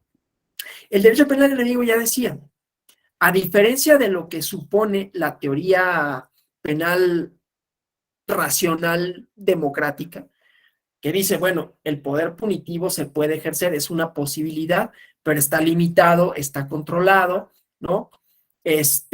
Y en principio solo se podría imponer un castigo a quienes se les ha seguido un procedimiento penal. Claro, la prisión preventiva oficiosa rompe toda esa lógica también, ¿no? Y también podría ser algo parecido a una figura de derecho penal del enemigo. ¿Por qué? Porque es considerar que hay individuos que por su propia conducta, por su propia peligrosidad, no pueden ser tratados como delincuentes comunes. ¿Qué es un delincuente común? Aquel que su conducta, pues sí, atenta contra valores sociales, pero tiene unas ciertas garantías mínimas de su procedimiento, ¿no? Para ofrecer pruebas en su favor, para pasar sus procesos dependiendo de la gravedad del delito, que esto tampoco nunca está claro, ¿no? En libertad, bueno, goza de la presunción de inocencia primero, ¿no? Un principio penal democrático básico, ¿no? Insisto, los tiempos para rendir pruebas y así sucesivamente. Todos esos se quitan con el derecho penal del enemigo. ¿Cuál es la manifestación concreta del régimen penal diferenciado? En 2008, ustedes lo sabrán bien, hubo una reforma constitucional que tuvo dos vertientes, ¿no? Una vertiente democrática humanista, vamos a decirlo así, o bueno, póngale otro adjetivo, es que no humanista, vamos a decir democrática de derechos humanos, ¿no? En donde vienen estas ideas de adecuar los modelos penales para que haya jueces de control, ¿no? Para que las medidas precautorias sean mínimas, la mínima intervención del Estado en contra de los individuos, ¿no? La posibilidad esta de ustedes conocerán la figura, si no díganmelo y más o menos lo explico, ¿no? De algo semejante a la libertad bajo palabra, ¿no? Esto es la suspensión a prueba. O sea, una persona que no sea reincidente, que su conducta no se agrave, que tenga posibilidad de, bajo ciertas circunstancias, ¿no? Que tienen que ir a firmar y cumplir con una serie de requisitos, no compurgue una pena privativa de libertad por mucho tiempo, ¿no? Entonces es el poder punitivo del Estado se ejerce poquito en contra de ciertos individuos, pero el régimen diferenciado es A, más en tratándose de delincuencia organizada, que es un problemón definir la delincuencia organizada, ¿no? 3 sujetos que se ponen de acuerdo para cometer delitos. O sea, si a mí me roban el celular en el metro y uno me distrae, otro me empuja y otro me saca el celular, eso es delincuencia organizada, de acuerdo con esa definición. O sea, que es gravísimo. O sea, no estoy diciendo, pues claro que me molesta que me roban el celular, una vez me pasó, pero eso de delincuencia organizada y que entonces puedas arraigar a las personas, o sea, llevarlos a un lugar sin tener pruebas, con la mera sospecha de que participan en sí, las formas anticipadas de determinación del proceso. Desde luego, el acuerdo probatorio, reparatorio, ¿no? Todas estas medidas que implican que tú ya no voy a ejercer el poder en contra, el poder punitivo en contra de esta persona, no lo voy a encarcelar, ¿no? Y acá entonces la posibilidad del arraigo, artículo 16 constitucional, párrafo octavo, en la Constitución, ¿no? Y entonces los llevo a un centro de arraigo en lo que recabo pruebas, o sea, no tengo nada en contra suya, recabo pruebas para demostrar su culpabilidad, es Guantánamo, ¿no? O sea, hay un documental que sacaron el año pasado, justamente por el 11 de septiembre, que tenía que ver con esto y se llama así 11S, y no me acuerdo qué otra cosa, pero habla de toda la política detrás y todas las personas a las que se les acusó de terrorista y a Guantánamo. Y pasaron 17, 18 años sin sentencia, ¿no? Sin que se les acreditara su responsabilidad. Entonces, eso, ¿cómo convive con un sistema de normas democrático? Pues es que no convive, es antitético. Entonces, para decir, hay un contenido sustantivo de las figuras, del ejercicio del poder punitivo y del contenido mismo de la ley. ¿Qué vamos a criminalizar y por qué? ¿En función a qué? A las relaciones sociales legítimas deseadas en una sociedad democrática. Y entonces tenemos que definir los valores democráticos. Es ahí donde insertamos, ¿no? La norma penal en el derecho democrático. Ya mañana vemos la parte penal electoral, ¿no? De los bienes jurídicos tutelados, de las reformas electorales, ¿no? Y de cómo se ha sofisticado nuestro sistema electoral igualmente. Y entonces ahí, ¿cuáles son las funciones del derecho penal en ese sentido? Pues sí, ¿no? Pregunta Alfredo Estrada si la prisión preventiva oficiosa es una pena anticipada. Pues sí. O sea, hay personas que tienen más de 10 años en prisión preventiva oficiosa, no tienen sentencia de primera instancia. O sea, eso es gravísimo. ¿Cómo puedo justificarlo yo en términos democráticos? Que se sustraiga a una persona de su domicilio, de sus relaciones sociales, de su trabajo, por un delito que no se ha acreditado su existencia, los elementos mínimos, ¿no? Su culpabilidad, pues. Los elementos mínimos del tipo, ¿no? Conducta jurídica típica, conducta típica antijurídica y culpable. Y aún así lo castigo. Pero ¿por qué, no? Entonces, esa es, como decía, el contenido sustantivo. Y entonces, ¿cómo lo insertamos? Pues en la democracia, ¿no? Y esto, insisto, se determina no porque haya procesos democráticos que le dan existencia, sino por el contenido, por las relaciones y el orden social al que hacen referencia, ¿sí? Entonces, el hecho de que la norma penal sea legislada democráticamente no la hace democrática, ¿no? No es eso lo que la vuelve democrática, por eso ponía estos ejemplos, digamos, ¿no? Entonces, bueno, eso con relación, aquí voy a hacer un corte, desde luego voy a continuar, pero eso con relación a la norma penal. Entonces, la norma penal tiene funciones, ¿no? Funciones que pueden ser de disuasión, dependiendo si usted, aquí podemos discutir, disuadirán o no disuadirán. Criminalizar una conducta, ¿a qué atiende? Ya vimos, pues atiende a muchas cosas, ¿no? Expectativas morales, discursos políticos, ¿sí? Digo, no nada más es eso, hay una racionalidad detrás también, detrás de las expectativas morales, detrás de los discursos políticos, hay una racionalidad. Es decir, yo creo que va a funcionar de esta manera. Lo que pasa es que una cosa es creer que va a funcionar y después, no, yo arrojo la piedra, yo le iba a atinar ahí, no le atiné, no le pegué a otra cosa y ya produje algo que yo no sabía que iba a producir. ¿Sí? No sé si me explique, no es la metáfora más afortunada, pero entre el enunciado y sí, es que bueno, ejemplos aquí nos están diciendo, ¿no? Personas que fueron 17 años sin sentencia. Sí, es uno de los casos, ¿no? Que va a pronunciar la Corte. ¿Y qué va a pasar? La Corte Interamericana va a decir, pues es lo más, va a decir inconvencional, pero yo en términos de democracia diría, pues es que es antidemocrático porque contraría valores de convivencia social deseables. Yo no puedo ejercer el poder punitivo de esa forma tan arbitraria, ¿no? La arbitrariedad sí es un estándar para saber si es democrático o no. Hasta en la teoría, que a mí ni me gusta, ¿no? O sea, no me gusta porque es simplona, ¿no? Pero en el federalista está eso, pues, ¿no? Es limitar la arbitrariedad.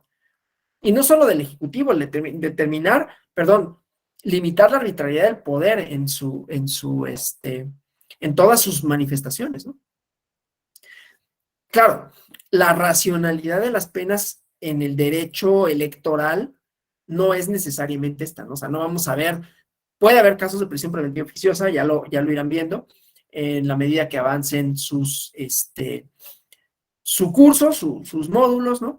Pero sí está como muy limitado, son los servidores públicos, ¿no? Lo adelanto, porque se convirtió en un delito grave, ¿no? Hubo una reforma y así sucesivamente, pero bueno, el chiste es que estas normas, es su contenido, es la forma en que legitiman el ejercicio del poder. ¿Y en qué redunda? A ver, sin mayores rodeos, ¿en qué redunda? En un orden social. ¿Y cuál es ese orden social? Reafirmar posiciones. Porque ¿quiénes se criminalizan? No tenemos que hacer un ejercicio demasiado estadístico para saber que se criminaliza a un cierto tipo de personas, ¿no? Y que eso también es una función, es parte de lo que critica Zaffaroni, y les voy a pasar el libro, ¿no? Pero es parte de lo que critica porque estás haciendo el uso del derecho penal para normalizar, cuando dice la selección, ¿no? Esto último, la selección. ¿Quién nos hace la selección? Los agentes del Estado. ¿Y en función a qué? Lean los orígenes de la ley negra, por ejemplo, ¿no? El Código Nacional establece que una persona no puede estar en proceso de prisión preventiva sin que se le haya dictado sentencia. Da 2 años y si excede, puede quedar en libertad. Ya, pues sí, pero no sucede así. O sea, efectivamente los códigos se pueden establecer límites, pero la práctica es que pasan años y la gente no tiene sentencia de primera instancia y siguen encarcelados, ¿no? Entonces, bueno, no camina, digamos, ¿no? Por eso digo, la norma puede ser una expectativa y puede tener una racionalidad que persigue una finalidad, ¿no? Pero no camina necesariamente. Voy con lo siguiente, ya vinculándolo al derecho electoral propiamente, ¿no? La idea es que además la delincuencia, ¿no? Aquellas personas, ya olvidemos esto del contenido, ¿no? Vamos a ver ahora los efectos de la norma penal. El contenido democrático, ¿no? Insisto, lo determinan otros elementos sustantivos de qué orden social legitiman, qué tipo de relaciones sociales, y ahí podemos hablar todas las criminalizaciones habidas y por haber, y las descriminalizaciones pasan por ese tamiz. ¿Es legítimo o no que el Estado ejerce el poder punitivo en contra de esta persona por esta conducta? Esta conducta, ¿por qué es lesiva y por qué tendríamos que encarcelar a una persona que la comete? Y esa es la pregunta, y en la respuesta vamos a ver un montón de elaboraciones de toda índole. Y esas elaboraciones serán democráticas en la medida que produzcan relaciones sociales horizontales, ¿no? Igualitarias. Si yo criminalizo a las mujeres porque interrumpen su embarazo anticipadamente, ¿estoy produciendo relaciones sociales igualitarias? No, estoy legitimando una serie de prácticas, estoy legitimando una idea de familia, estoy legitimando un rol que le estamos asignando a la mujer porque sí, y una idea de familia. Yo sé que esto es polémico, ¿no? Y ya lo dije, yo así lo pienso y yo estoy a favor de que se descriminalice. No necesariamente la práctica ya, yo no lo voy a condenar, yo quién soy para condenarlo. Hombre, 38 años, soltero, no, pues sí, ojalá que tú lo digas, ¿no? Pues yo no tengo ninguna legitimidad para decirlo, si la práctica está bien o mal, porque no es, pero que se criminalice me parece que es totalmente antidemocrático, pero porque hace referencia a órdenes sociales que desde mi perspectiva, si yo fuera juez, diría, pues son arcaicos, ¿no? Y que al fundamentarse en una idea de familia y asumir una serie de roles, limitan la libertad en este caso, las mujeres.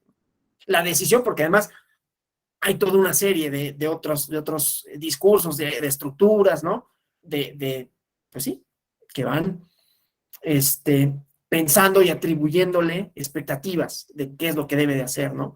Inclusive de, no, pues ahora te amuelas, ¿no? Si te embarazaste fue tu culpa, así, híjole, y todo se lo dejo a esa persona, y además, si lo interrumpe, es su culpa, y entonces a la cárcel.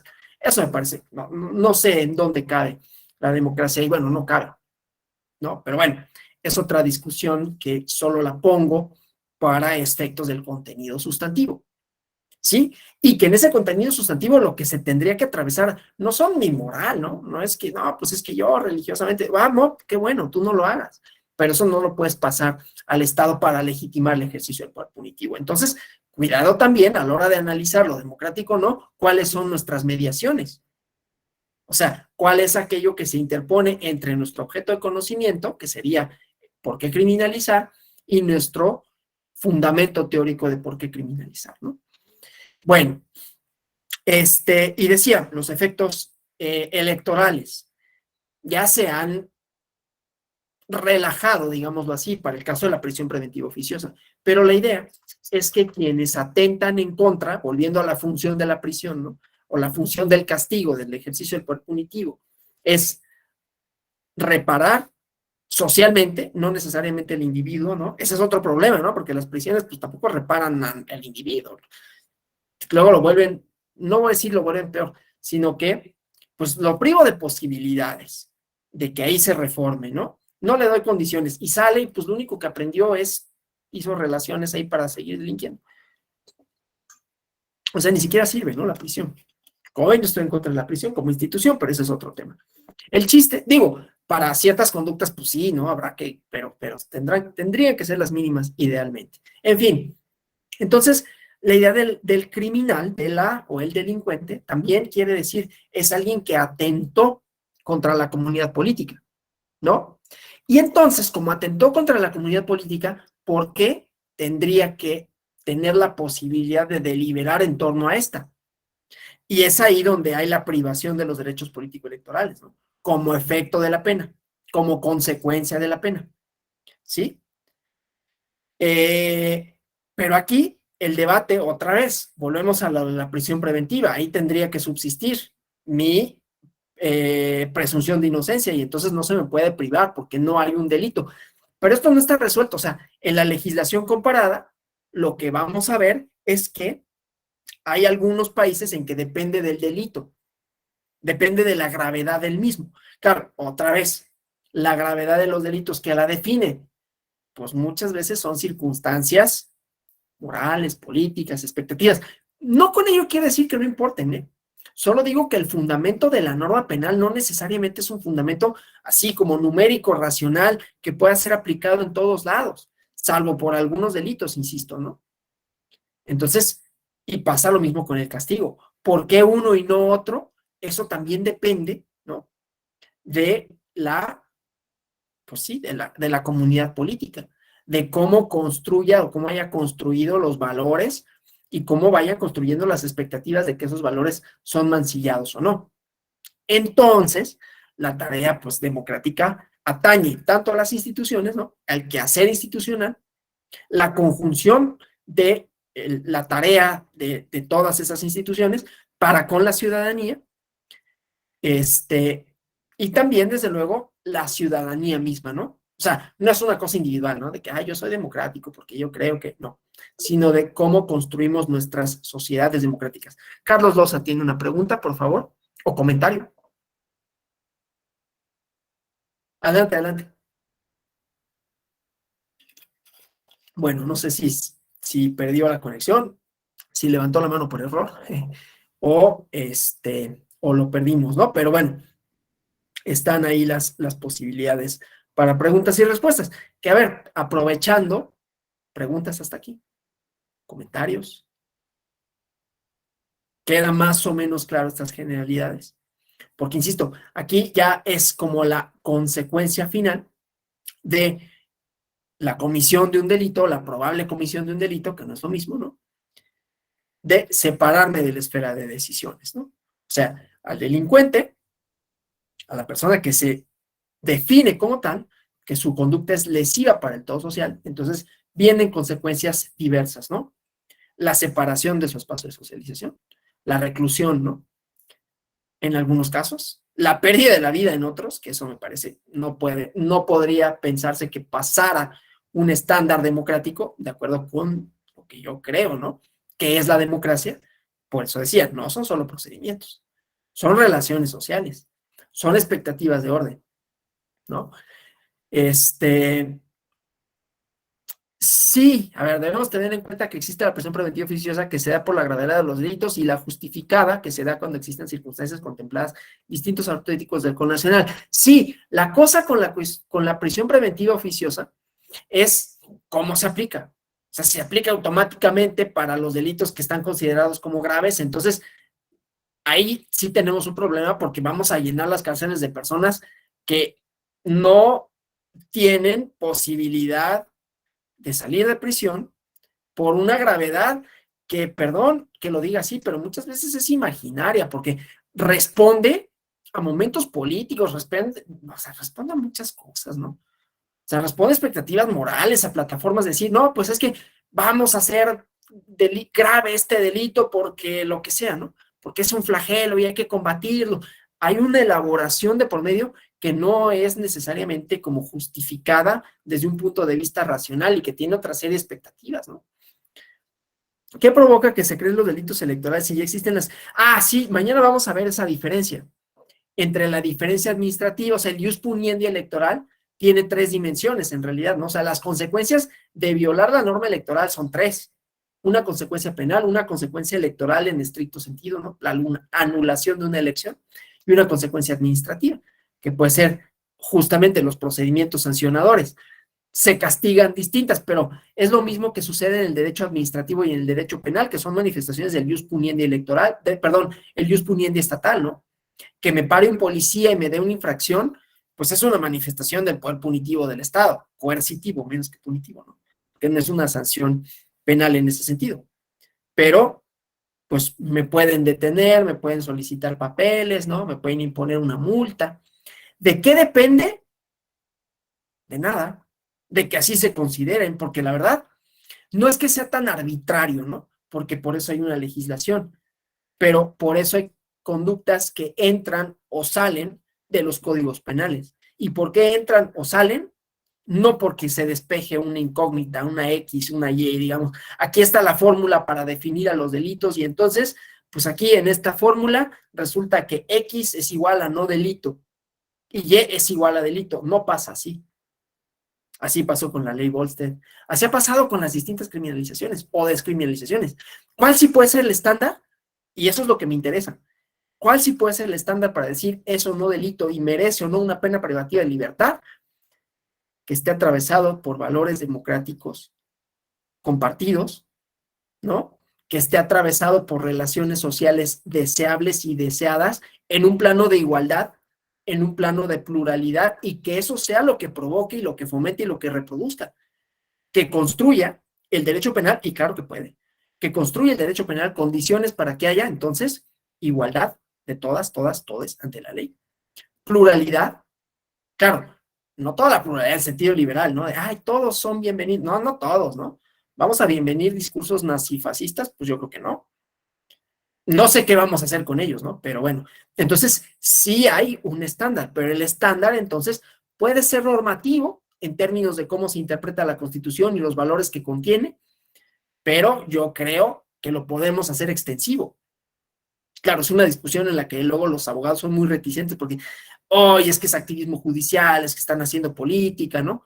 Bueno, están haciendo política, lo dijo el juez Zaffaroni, porque se está pronunciando con relación a la comunidad política. Pues claro que están haciendo política en ese sentido, no política electoral. Pero ahí siempre vamos a patinar en la teoría jurídica, sobre todo la dominante en México. Por eso digo, ¿no? Tan lejos de Argentina. que ellos no tienen empacho en decir, pues claro que es político, claro que está atravesado por discursos. El derecho penal del enemigo, pues ¿qué era Guantánamo sino una política de seguridad? Una política con una idea del terrorismo, de quiénes son, de quiénes fueron, ¿no?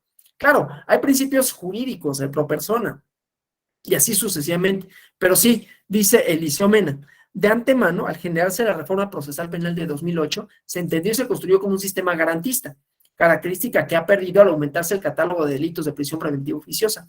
El 19 constitucional no es que sea inadecuada, lo cierto es que debe ser racional y no excesiva.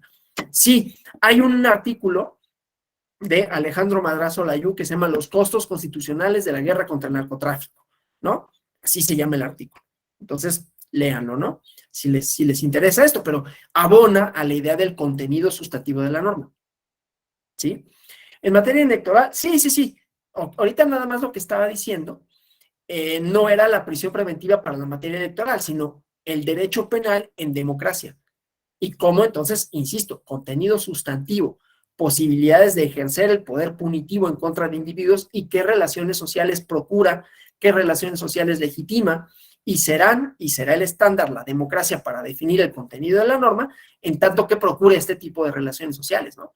Para con el Estado, de horizontalidad, de pluralidad, de respeto, de tolerancia, y así sucesivamente. No me gusta mucho decir tolerancia, porque tolero algo que no me gusta, ¿no? Pero ya ni modo. Es de respeto, ¿no? De reconocimiento a la otredad, ¿sí? Y el derecho penal se ha utilizado muchísimo, y se utiliza muchísimo, para desconocer la otredad, ¿no? Y no solo nos tenemos que ir a los nazis, es el uso que se le dio a Guantánamo, que se le sigue dando a Guantánamo. Es el uso que se le da a la prisión preventiva oficiosa en este país también. Bueno, sí, bueno, se extendió la prisión preventiva, o sea, todo este debate es muy interesante con relación a los alcances de la prisión preventiva oficiosa, que es una institución del derecho penal. Yo la puse como ejemplo de un derecho penal no democrático, aunque esté legislado, aunque esté constitucionalizado, por, otra vez, el contenido sustantivo y lo que permite, la forma en que permite que se ejerce el poder punitivo del Estado. Y entonces, otra vez, solo para decir, el estándar para definir si es o no democrático es la democracia misma. ¿Qué relaciones sociales, qué valores, qué tipo de sociedad queremos que se construya y entonces por qué tendríamos que penalizarlo y no buscar una alternativa, una solución que no sea la última solución, ¿no? El derecho penal tendría que estar limitado solo a lo último. Bueno, ¿algunos otros comentarios, preguntas hasta aquí? Bueno, esperando, deseando que esta primera sesión les haya resultado interesante, que les haya abierto, ¿no? algunos planteamientos, algunas dudas. Yo les agradezco, nos vemos el día de mañana. Ya hablaremos más de electoral, ¿no? Reforma electoral, Sí, aquí seguimos con la discusión con relación a la prisión preventiva, porque efectivamente la Ley General de Delitos Electorales, gracias por el comentario de interesante el comienzo, la Ley General de Delitos Electorales prevé la prisión preventiva oficiosa para ciertos sujetos, ¿no? Y para ciertas conductas. Está limitada, pero lo mismo, ¿no?